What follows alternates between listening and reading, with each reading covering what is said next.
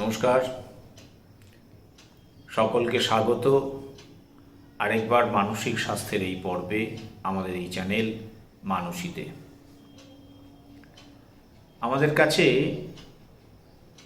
কাউন্সিলিংয়ে এসে অনেক সময় আমরা দেখতে পাই বা শুনতে পাই যে আমাদের কাছে এসে বলে যে আমার সন্তান ছেলে মেয়ে যাই হোক, তারা বলে যে ভালো লাগছে না, পরে করব, ভালো লাগছে না, এটা পরে করব। পরে করার একটা টেন্ডেন্সি শুধু ছোটদের নয়, বড়দের মধ্যেও আমরা দেখতে পাই। করে নেব খন, হবে খন।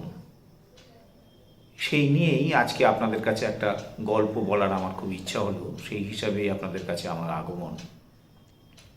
গল্পটা এরকম যে একটি অঞ্চলে তাদের চাষিরা সকলে মিলে বেশ চাষ করত, কিন্তু চাষ করার সময় দেখা যেত যে তার আলের উপরে আল কেটে আরেক চাষির জায়গায় ঢুকে পড়ছে, অথবা ফসলের ক্ষেত্রে যখন ফসল পেকে যাচ্ছে, ফলে যাচ্ছে, তখন দেখা যাচ্ছে যে ওই চাষি আরেক চাষির জায়গা থেকে ফসল কেটে নিয়ে চলে যাচ্ছে। এই নিয়ে সারা দিন প্রায় সময় তাদের মধ্যে একটা বিবাদ সবসময় চলছে। এটা রূপকথার গল্প, সেই হিসাবে মেঘেদের দল প্রতিনিয়ত যখন তাদের এখান থেকে বৃষ্টি দিত, তখন তারা এই লক্ষ্য করতো চাষিদের এই ঝগড়াঝাঁটি, গণ্ডগোল, ঝামেলা, ঝঞ্ঝাট। তা মেঘেরা একদিন তাদের রাজাকে গিয়ে চাষিদের এই বিপত্তির কথা জানালো। মেঘেদের রাজা তখন সমস্ত কিছু শুনে মেঘেদেরকে বললেন যে তোমরা ওই অঞ্চলে 11 বছর জল দেওয়া বন্ধ করে দাও, বৃষ্টি বন্ধ করে দাও। মেঘেরা সেই চাষিদের উদ্দেশ্যে এসে বলল যে আমাদের মহারাজ বলেছেন যে আপনাদের এই অঞ্চলে আমরা 11 বছর কোনো বৃষ্টি দেব না। তোমরা যদি নিজেদের মধ্যে এই ঝামেলা, ঝঞ্ঝাট সমস্ত কিছু যদি মিটিয়ে নিতে পারো, তাহলে 11 বছর পরে আবার বৃষ্টি দেব। দিন যায়, বছর যায়,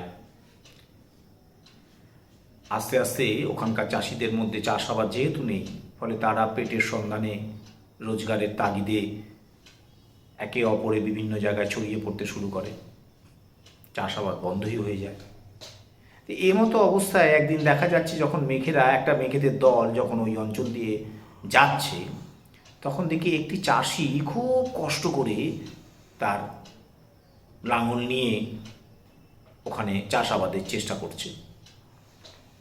তখন মেঘেদের দল খুব হাসলো, হেসে বলছে, আরে তোমাদের এখানে তো 11 বছর আমরা কোনো বৃষ্টিই দেব না, তা তুমি বেকার এই কষ্ট করে চেষ্টা করছো কেন?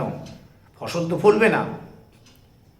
তখন চাষি সেই মেঘেদের দিকে তাকিয়ে বলল, আসলে আমি অভ্যেসটা বজায় রাখছি। যখন 11 বছর পরে তোমরা আবার বৃষ্টি দেবে, তখন যাতে চাষ করার যে পদ্ধতি, সেই পদ্ধতিটা আমরা হারিয়ে ফেলতে না পারি, সেই কারণে আমি এই চেষ্টা চালিয়ে যাচ্ছি।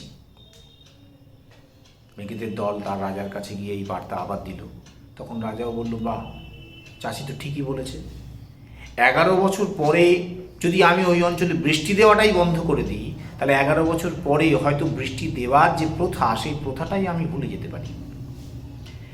এই গল্পের মধ্যে দিয়ে আমরা এই বার্তাই পাই যে পরে করব বা পরে হবে এইটা না করে যদি প্র্যাকটিসটা রাখি, সমস্ত কাজ যদি কিছু কিছু করে করতে থাকি, তাহলে হয়তো সেটা ভুলে যাব না বা চলতে থাকবে এই আমার এই প্র্যাকটিসটা। আজ এই পর্যন্তই, এইটুকুনি থাক। ভালো থাকবেন, পাশে থাকবেন, শুধু শরীর নয় মনেরও যত্ন দেবেন। নমস্কার।